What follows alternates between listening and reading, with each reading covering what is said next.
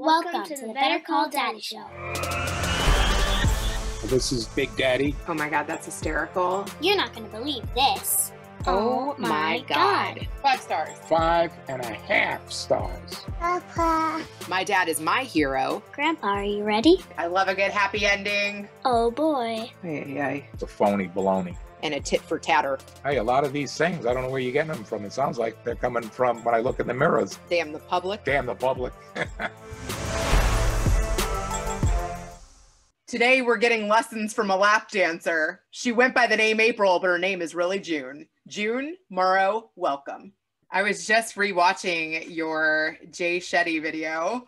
Oh yeah, the Magic Jay Shetty video.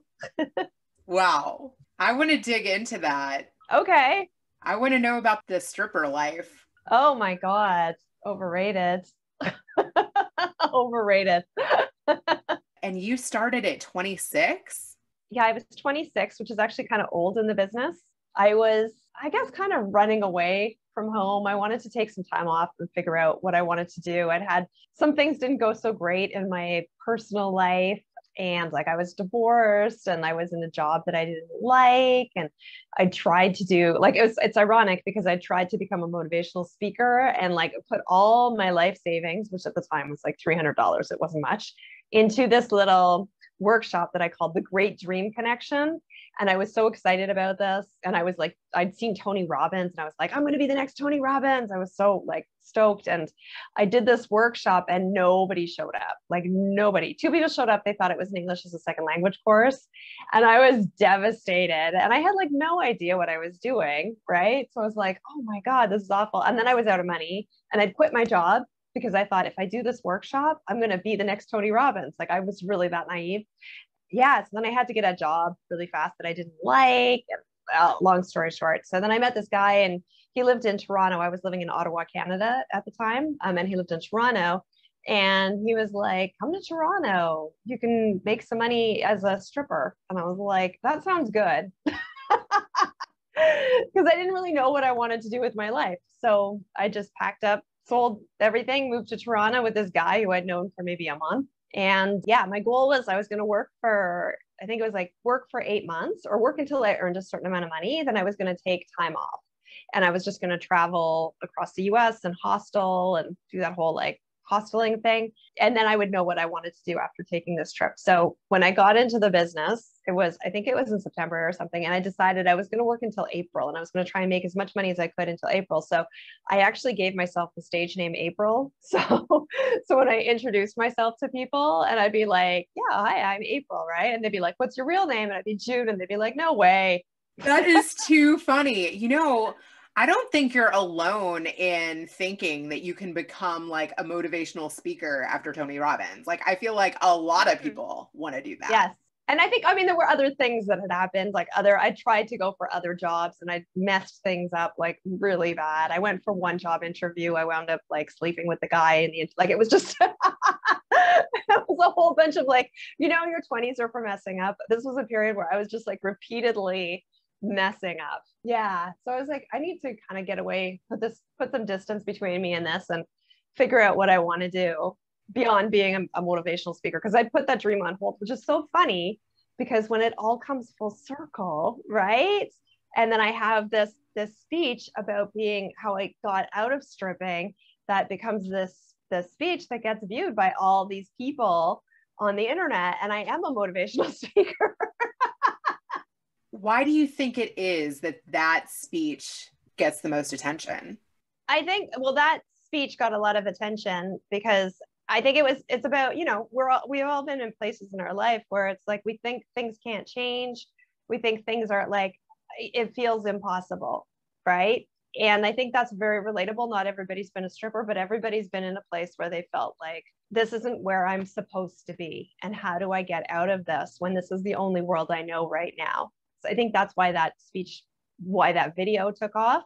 Well, one, it's a little salacious, like, oh, stripper, what's that all about? You know, people are curious, but I think the bigger message is that it is possible to change.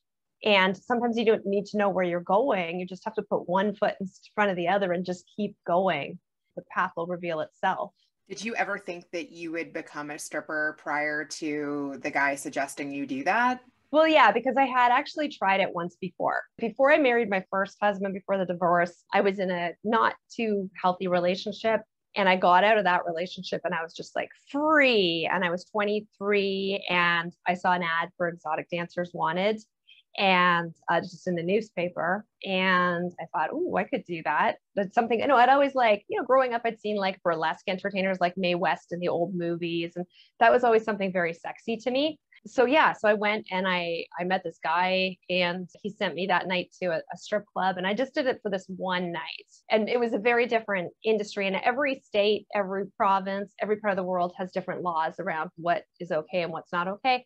But at this time, where in Ontario, Canada, where I was working, it was very hands off. Like you had a little stool and you would bring this little stool around and you'd stand on it and you just like wriggle and take your clothes off. And that night I made something like, I don't know, $300, which at the time seemed like an enormous amount of money.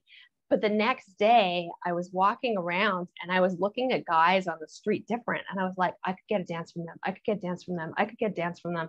And I realized at the time, I was like, whoa, who is this person in my head that's like looking at guys all different? And is this who I want to be? And then my brother found out that I'd been at a strip club, that I'd done this. And he said to me, which was really great advice, he said, don't ever do anything you're ashamed to tell other people about.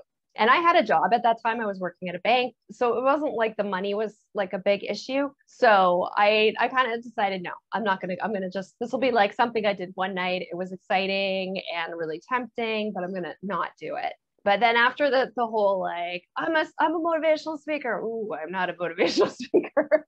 And the divorce and all of that, after like 3 years later, fast forward, I was like, you know what? I could do that again. I'm older now. I'm wiser. I've had more experience. I've been married. I'm not jaded about men. I'm like, I can keep my head on and enter this world. And so that's what I did. But I made very strict rules for myself when I started stripping. I decided I was not going to hang out with any of the dancers. I was not going to do drugs. I was not going to drink, on shift. And I was just going to go in and focus on the money and get out and then go home. And that was it. So I think that really helped. What was that world really like, though? You kind of talk about it being a dark place. Yes, it's weird because at the beginning, it was really fun. Like when I first got into it, it was very, wow, this is like being in a nightclub every night and it's exciting. And there's all these guys and there's music and dance and you get all this attention. And the attention is like a drug. But after being in it for a while, you start to see it's actually like there's a lot of lonely people. And I was stripping at a very different time in history, right? So when I was stripping, the internet had just been invented, so to speak. And it was just not invented, but it was just becoming popular. And it was like porn was moving from VHS and CDs. I guess they were CDs maybe then, or maybe it's like VHS CDs into online.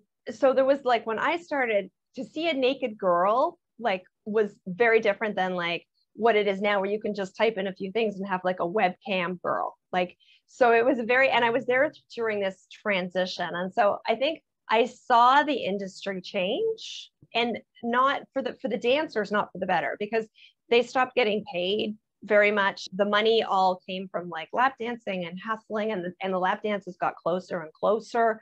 And in Canada, where I live at the time, the strip clubs got together and they lobbied the government and said, there's not enough Canadian strippers. We need to put this down as a needed profession to bring people into the country.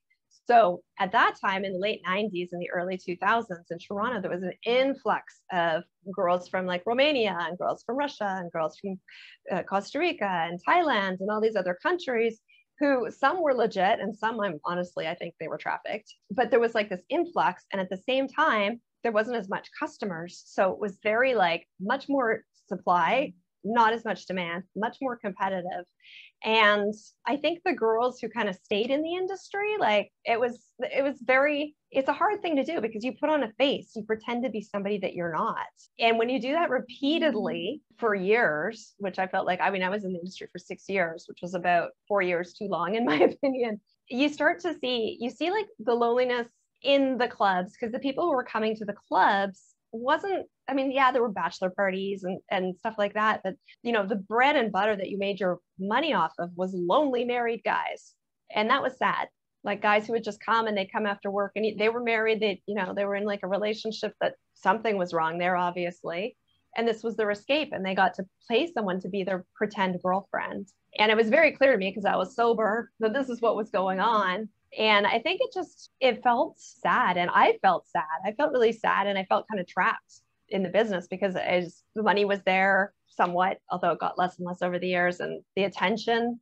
And just like, what do I tell people? Where have I been for the last 6 years? I want to know what it was like stepping up onto stage, and if you ever felt that's awesome.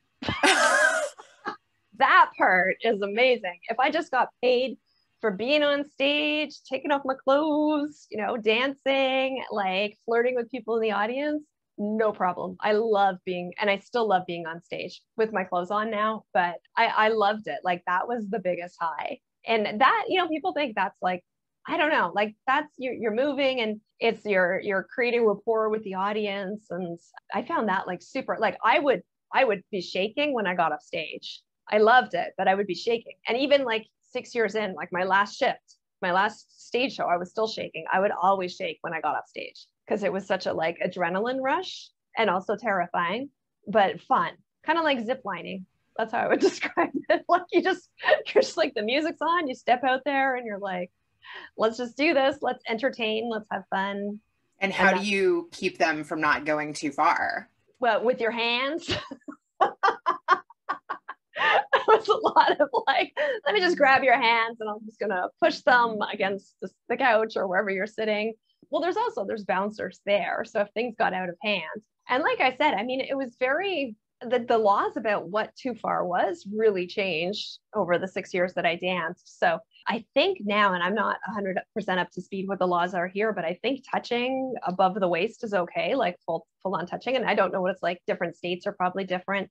I'm sure there's still some states where the girls have to keep their G-strings on. Like, yeah, but it was a lot of kind of like wrestling, trying to be sexy, dancing for them, and then just like wrestling, or, you got really good at sensing when someone's hands were reaching out. I mean, you obviously had conversations with some of these clients to find out that they were married. So how did that go? I wound up basically paying for my university degree. And honestly, there's like 2, maybe 4 clients that paid for the majority, like 80% of that, who were my regulars. They'd come in every week. We'd sit down, you talk with them, you'd see like, what their life was like. And yeah, and then you do like a couple dances, take a break, a couple more dances, take a break. It was like, you would get to know people and you'd learn more about their life. And they were like friends in a way, but not friends. Like you cared about them. But, like if you ever saw them outside of the strip club, it was really weird. Like if you ever bumped into them on the street or whatever, and it's weird because there's a guy that I danced for who still checks out my LinkedIn profile. And I reached out to him a couple of years ago and he never got back. That would be weird. What about Facebook? Yeah, I mean, I'm sure there's people out there who would look me up. And with my regulars, I didn't pretend to be someone I wasn't either. Like they knew about, my plans for this, or like that I had a boyfriend, or, I would talk too much about myself because it was about them. But I wasn't, I didn't pretend, I didn't make up a fake life because it's just, I don't know, I just couldn't do that.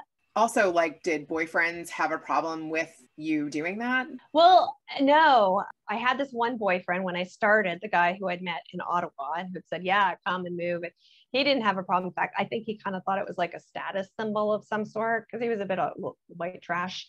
And I guess so was I. I got the white trash in me.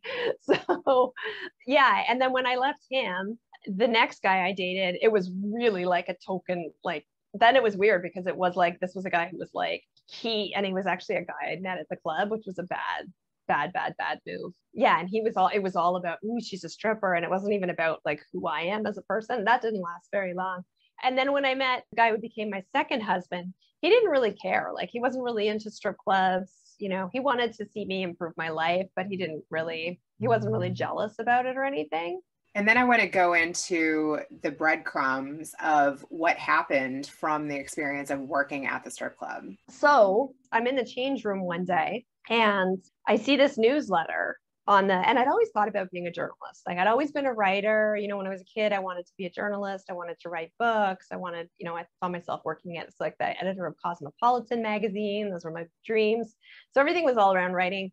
And I saw this little tiny, and it was a photocopied newsletter, which I don't even think, people of a certain age might not even know what a photocopy is these days.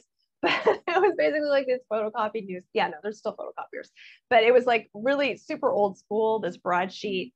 And it was like 2 or 3 pages. And I read it and it was called The Naked Truth. And it was for dancers by dancers. And I was really like, it was like seeing this thing was like, like everything stops and there's a spotlight. And I'm like, what is this?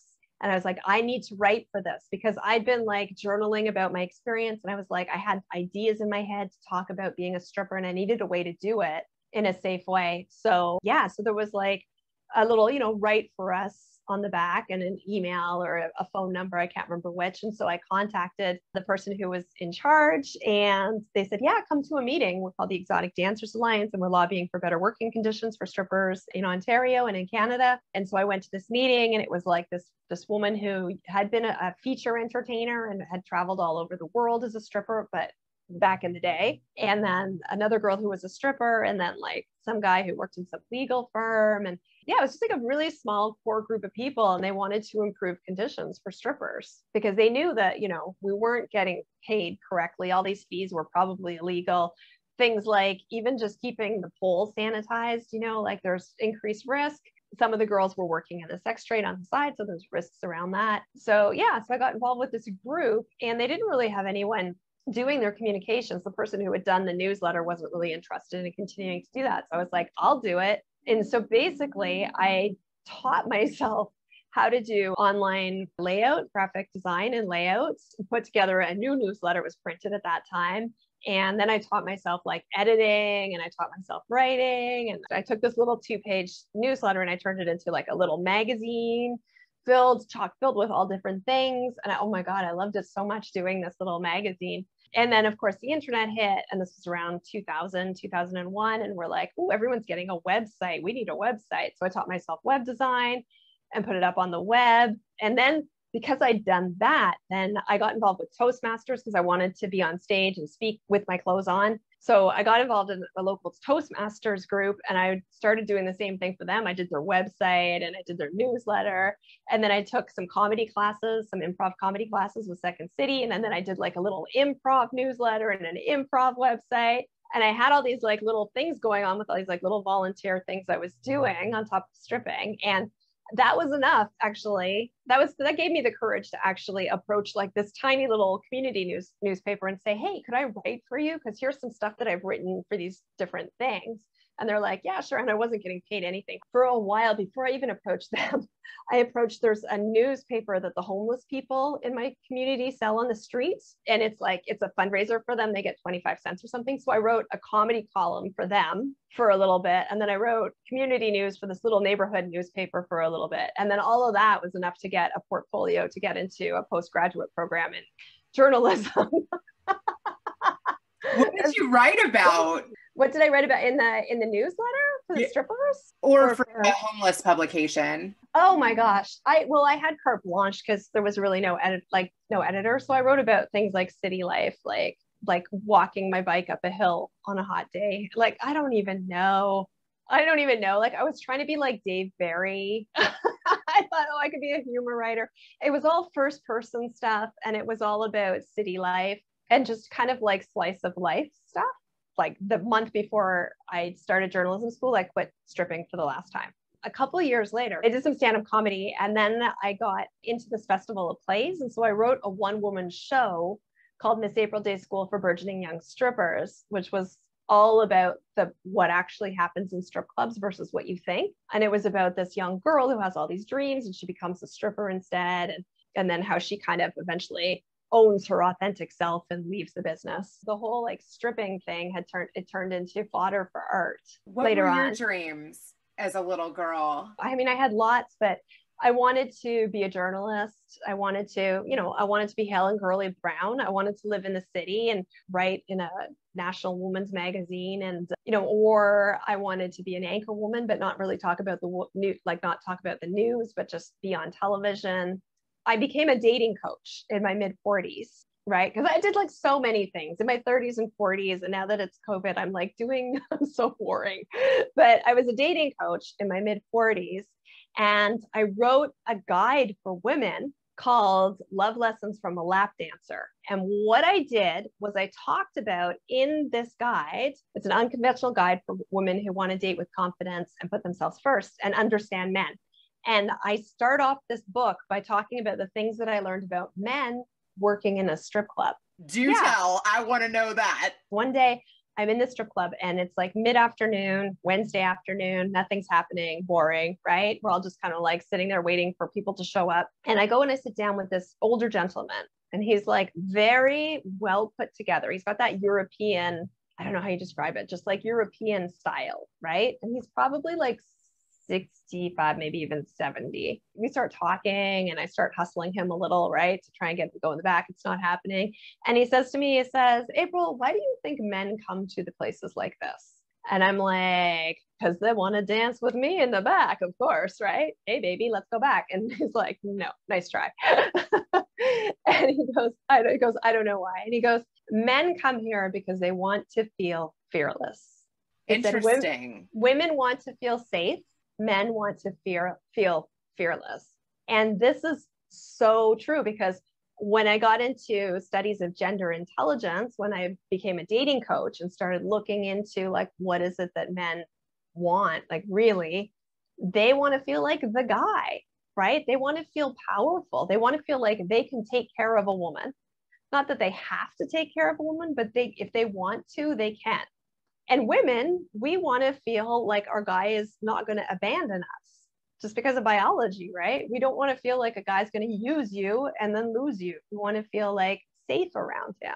So it was really interesting. So that one thing really stuck with me. And when I became a dating coach, I started looking more into that. And I tell that story in the book. That was kind of like a really important thing that I hadn't realized up until meeting this guy, is that is why guys come there. They come there because they want a fantasy where they're the guy, where they don't have to worry about impressing or disappointing anyone.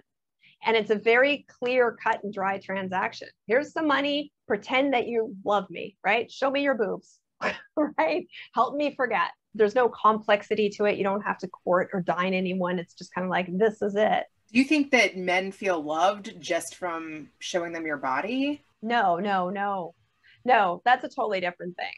Yeah. But I think the guys, the regulars, I don't think it was about feeling loved. I think it was about helping them feel big, like helping them feel like the guy, right? Like the regulars who would come in and they were married and they weren't getting that at home. They were probably going home and their wives were like nagging them or like they'd both let themselves slip because of kids and marriage and whatever. Or maybe like their life wasn't as good as they wanted it. Maybe they were like, at work, they weren't performing as well as they wanted, or their pay wasn't what they wanted, but they could come into a strip club and they could be the guy. And you make a guy feel like the guy. How do you make a guy feel like the guy? I think you just like let him be a guy. Like you notice and you appreciate the good things about him. If he wants to treat you, you let him treat you. And this is something like, I think a lot of women, and I had to learn this, man. I learned because I used to be like, no, I'm paying my half of this date, right? Like I was so dead set on this. But when I stopped doing that, when I started being like, okay, you know what? I'm going to let you try and impress me. I'm going to hold back. I'm going to make you work for it a little bit. And then if you want to pay and that's what you want, I'm going to accept it. I'm not going to expect you to pay, but if you want to pay for this meal, and it makes you feel good to be out and enjoying my company, then I'm going to accept that. And that makes guys feel good. Not when you expect it, but when you accept it, when you accept their advances to try and please you and you show that you're pleased. So here's an example. So I meet this guy online, we have good rapport, we go out on a date and he's got money. And so he's like, okay, we're going to go to this place. And I say to him, okay, I'm just going to tell you up front, I can't afford that place. Like that's out of my budget. And he says, no worries, it's on me. And I'm like, okay. So we go on a date and it's an okay time, but I'm not attracted to him. He pays. That's okay. That's okay with him. He knows this is the game. This is the game. This is, you meet people. Sometimes it works, sometimes it doesn't. And he agreed to pay. So it wasn't like I expected them to pay for me, but if they offered to pay, then I'd be like, okay, whether I was attracted to them or not. So after you started working for the paper and then you ended up going back to school, what happened next? I graduated from that. I worked at a magazine, not a women's magazine, but I worked like part-time at a business magazine. And in journalism school, I'd majored in magazines, but I'd kind of regretted my decision. Coming out, I kind of wished I'd done broadcast because I do love being on camera and I love performing, right? So I was doing stand-up comedy on the side, getting some pro gigs along that way. And then a friend of mine and I, we decided to start our own vlog, as they were called back then. I don't even know if they call them vlogs anymore, but like this video show where we went out every night and we covered something to do in Toronto on a Monday night. We called it 52 Mondays. So I did that for a year. And then I had like a live comedy show for a while, like a live comedy variety show. Then I did the play. Then I was working at like a community. Then I started actually getting some on-air stuff, working for a community television station, like doing community reporting, which I loved, like going to like pancake flips and stuff, like breakfast television type stuff. I loved that. Yeah. And then my husband, the guy who I'd met when I was still stripping, he was my husband by this time. And then he was doing his own business. His business failed. I had to get much better paying work than all these little side gigs that I was doing here and there with like, it just was not adding up. So I wound up temping, and then temping led me into the government. In the government, I realized that all of these skills that I learned through journalism school, through working in magazines, the PR stuff I'd done promoting my shows, the video stuff I'd done. I'd also been a videographer for a little while because I'd bought some video equipment, the editing stuff of videos, all of this was desperately needed in the government. So I wound up working in internal communications for 11 years in the government. So doing videos and doing writing and editing, employee relations type stuff or employee engagement type stuff. And then that turned into more doing stuff for the political arm. And then I had to get out. Why did you have to get out? Because I was doing stuff for the political arm, and that is not my thing. I have no censor with the politicians, so it's not safe. There's a thing called political acuity that you need to be really successful in a government career, and I just don't have it because I'm filterless. Yeah. I'm also interested, like you said, when you first started stripping and you saw people on the street, that you started looking at them like, I wonder if, you know, they would come to a club. Did you experience any of that in the government? Oh no, because there's been so much of a time difference. So no, there wasn't really any overlap. But I will say this, like the 6 years that I was in the business, like it does mess with your head. And it took me a very long time to get over this idea that my body is my main money-making vehicle, like to really value my mind. Yeah, it did mess with my self-esteem. Huge. I wrote that down. That's really an interesting realization. Yeah. Yeah. So I don't recommend, like, you know, there's people, like girls out there are like, I'll do this, right? This will be fun. I'll make some cash. But I think there's a danger. There's a real danger to your self-esteem and your self-perception and your perception of the world. And I would see young girls, because I started, as I said, 26 is old for a stripper. I would see girls who start when they're like 19, 20, 21, and they would be so messed up by the time they were 24, 25, 26. You know, like I saw girls start like this nice girl next door types, and then like within 3 years they're hooked on coke, or they're doing porn, or like, not that there's anything wrong with porn, but I just think like there's more to us than our bodies. And for me, maybe it's just me projecting onto them, but for me, I knew there was more to me than my body, but it was really hard to get out of that feeling. And also this feeling of like, man, like guys should be fucking falling over their feet for me. Like that's kind of like, that's a little bit of ego shit that happens to strippers. And, you know, and then you go out and you're dating, you're like, why isn't this guy like falling over his feet? Like I deserve, look at me, all these guys would pay me to see me naked. I'm so special. I'm a diva, right? And that's like, is that attractive when you're on a date? Probably not. Right. What was your childhood like? My childhood was pretty normal. I have like two parents. They're pretty loving, you know. I grew up in a nice, like kind of lower middle class home that became, I guess, upper middle class through over time. Yeah, you know, I can't say like I was ever sexually abused or all these like stereotypes of why you would do this. I do know I've just always wanted attention. Like, and from a very young age, I've always loved like, look at me, look at me, look at me, look at me. And I think that's just a personality thing, you know, where my sister's like, don't put me, like, sister's hilarious, but she's like, don't put me in front of an audience. I'm like, put me on stage. Where do you think that stems from? Oh, I don't know. Maybe because I'm the youngest. I've got an older sister and older brother. And certainly by the time the third kid comes around, and, you know, my parents raised me in the 70s. So they're both working. They're not home very much. They're exhausted. They're doing the 70s parents thing, hanging out with other parents. Yeah. And my brother doesn't want anything to do with me because I'm a girl. Yeah. I guess it's just that, like, when you're the youngest, you're like, oh, isn't she cute? And then you're like, I want more of that. How did your parents react to finding out that you did that? Yeah. So they were disappointed. I lied to them for the first 2 years. Then I came clean to them and they're like, yeah, we knew. They were disappointed. But at the same time, I think, they could tell people that I was doing volunteer work with some charities, and there were other things that they could tell people. And I'd actually, in the middle of like those 6 years, I'd gone back to school and got a BA as well. So before I went to journalism school. So when I came back from my trip, like I stripped until April, then I went on this trip and I came back in September. And then I decided on the trip I needed to go back to school, finish my Bachelor of Arts, or get my Bachelor of Arts, I should say. So I went and I got a BA, and I did that all by correspondence on cassette tapes back in the day. Yeah. And so they could tell like their friends, oh, she's doing her BA. And then there could be like, oh, she's doing some writing for this charity. So they had like ways to kind of, if people asked what I was doing, to not necessarily say, oh, June's a stripper, we're so disappointed in her, or anything like that. And they were really like, we're going to love you, whatever you do. Right. They're really great that way. They were like, we're going to love you, whatever you do. We're not necessarily going to agree with what you do or like what you do. And when I quit, they were all like, oh, thank God. What about when you got divorced? The first or the second time, they were supportive as well. They let me make my own mistakes and learn from my own mistakes. How did you meet your first husband? The first one, I met him in high school. So he was my high school sweetheart. Then we broke up because I found him boring. Like at first I thought he was all cool because he seemed like rebellious. He made his own beer and he wore a long trench coat. This was like the late 80s. It was very like, whoa. It was before trench coats were a very different sign of things. And then I got involved shortly after that with this horrible guy who was basically abusive, right? Like just toxic. And I was on and off with him for 3 or 4 years and completely lost myself in this relationship with this awful man. And then I ran into my ex-boyfriend from high school in college, and we just started hanging out as friends. And then we're like, wow, this is really fun. You're really fun. You're really fun. And he was such a relief from the crazy roller coaster that I'd just been on.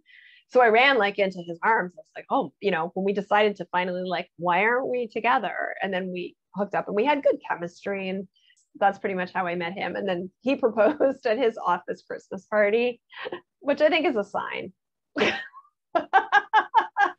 And then all he did was work. He worked.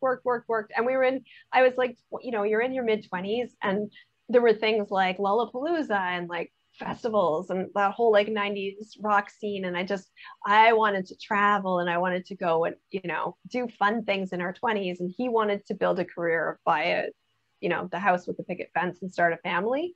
And I just was not ready. Those were conversations we probably should have had before we got married, but we were young, we were in love. Oh my gosh. Wow. So when did that hit you? Like that you were maybe ready to settle down? That I was ready? Yeah. I think during COVID. I think I don't even think I'm ready now. I think I need to still do some work on myself, but I think when this finally ends, I'm going to move again. And then I'm going to start seriously looking for number 3. Well, God love you for still wanting to do that. Oh, I love marriage. I love men. How do you find somebody that is right for you? Knowing what you want is so important. So important. And sticking to that, right? Like knowing what is the most important. So knowing like, okay, these are my values in life, and I need somebody who's going to have similar or complementary values, or else it's not going to work.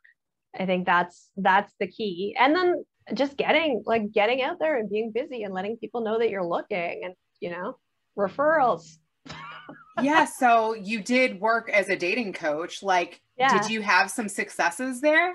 As a dating coach, or when I was a dating coach, I was in a relationship that was like, it lasted about 3 years, and then that ended. Then I was like, oh. Were you able to coach other people into good relationships though? I was, but I think the reason I'm not a dating coach anymore is because people would come to me and they'd be like, I want a relationship. And I'd be like, you need to work on yourself first.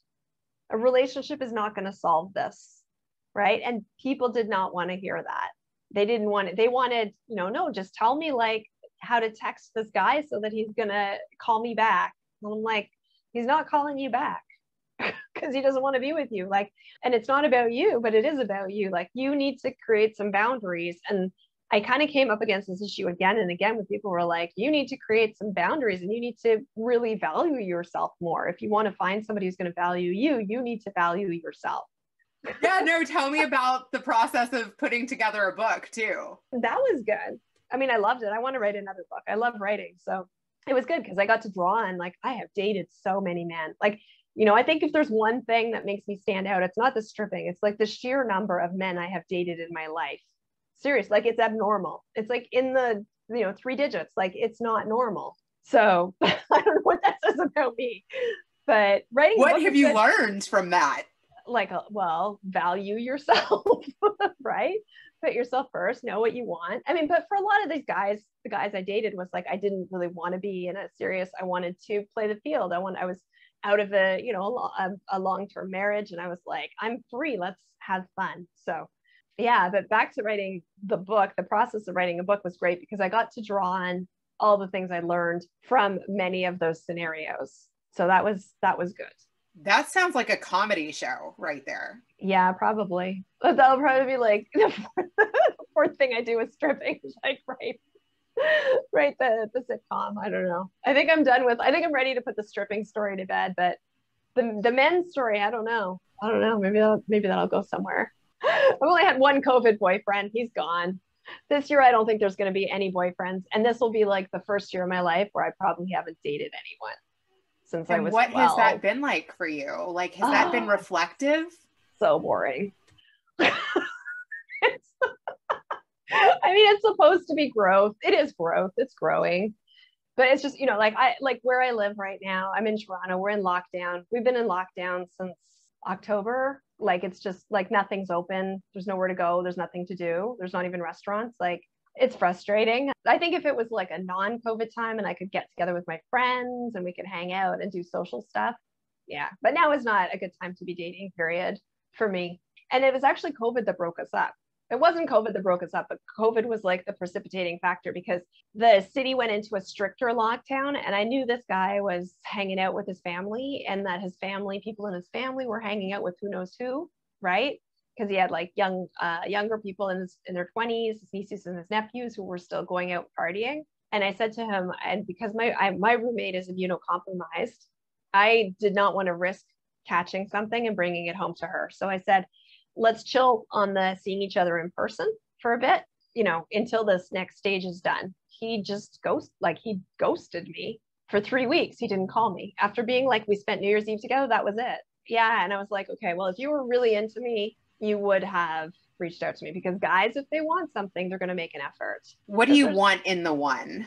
So I want the guy who is the one to be like a very stable guy, to be like a rock, right? Like a real steady guy, but also creative. He's got to have like some appreciation of creativity, and be open to personal growth and spiritual things. He doesn't necessarily have to be hardcore into them, but open to that. Not like, don't even say the word spirituality to me. I'm like hardcore rationalist scientist. My dream guy plays guitar and loves to take pictures so that he can play guitar. I can sing because I'm a singer. We could be in our band together. He's kind of like an ambivert like me. So he likes socializing and like having dinner parties and being with friends, but he also needs his alone time. He reads, very important. He's a reader. Yeah. Is there anything that you would like to ask my dad? Ask your dad about the men want to feel fearless. Ask him what he thinks about that. Oh, that's a great question. Yeah. Definitely want to know his opinion. Yeah. I might even ask my own husband that. All right. I love it. Tell me what's next for you. What I'm doing now is I do copywriting and content strategies for small businesses. That's kind of where I am work-wise these days, is helping small businesses with language that reflects, the worth of what they do and connects them with their ideal audiences. So still writing in a different way. And I'm sure there's like some sort of creative, artistic play, something that's going to come up in the next year or so. I can feel it bubbling, but I'm not sure what it is yet. Is there particular verticals that you prefer to work in? Yeah, I work with like coaches, people who are in the spiritual world. I also work really well with technical people. This is what I love. I love taking people who like they don't know how to put what they do into words that other people can understand. And I love helping them make it more tangible and concrete for like a consumer audience. So Okay, awesome. Yeah. So let people know how they can connect with you. Yeah. So you can check me out. I'm at junemorrow.com if you want to learn more about me. Yeah. I loved reconnecting with you. This was so much fun. It honestly brightened my whole day. Yeah, I'm sure you learned lots. Yes, we will have to do this again sometime. Yes, thank you so much. Now, let's switch it over to Grandpa. All right, Dad. So June wanted to know, do men go to strip clubs because they want to feel fearless? I am interested to know what you think about that. I could be wrong about this, but I think a lot of guys go to strip joints to have a good time, to not have to think about anything. It's like going to La La Land and to get to see a lot of beautiful girls and see them naked without having to come up with the words of how to get them to take their clothes off and to drink and party and have a good time. I do think that it helps build confidence is why they go. And a lot of times a man doesn't go by himself. He goes with a group of guys to where it's an outlet to see some action and hope maybe also a lot of times guys go to these strip joints where they think that also that they might get connected or make themselves feel good with these lap dances and getting close to a woman. Some of these guys might not have the best of looks, and it doesn't seem to matter because they get the attention by paying the price, basically, rather than necessarily having the game to get there. And what do you think about her game? And what's ironic is that you are a young lady at the time. It's really funny. Your name is June, and you were having some April showers. The fact is that I think that you were craving attention. You wanted to be able to do a lot of the things you're doing now, but couldn't seem to have it become a happening. And because you also are stimulated by being on the stage, by also having a lot of attention is what you look like you demanded from men and the spotlight, that this was really your avenue to getting that type of attention. And to me, it sounds like you wanted to be fearless and non-committal. And the funny part is that you mentioned that girls are looking for commitment and something stable. And yet, I hate to say this, but it looks like you want to be able to have the confidence and to be with a lot of different men, and where you're playing them rather than them playing you, not really looking for someone that's really stable and that's going to be there, but someone is just going to be there to give you a good time. Isn't that also part of being in La La Land?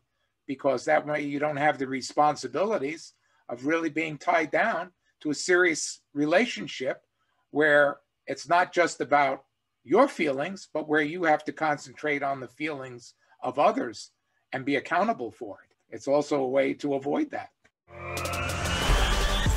Thanks for listening to the Better Call Daddy Show. Now you can subscribe on Apple Podcasts, Google Play, Spotify, iHeartRadio, and TuneIn. If you've enjoyed this episode of the Better Call Daddy Show, please feel free to review it at ratethispodcast.com/BetterCallDaddy. Add Better Call Daddy Podcast on IG at Rena Friedman Watts on LinkedIn.com.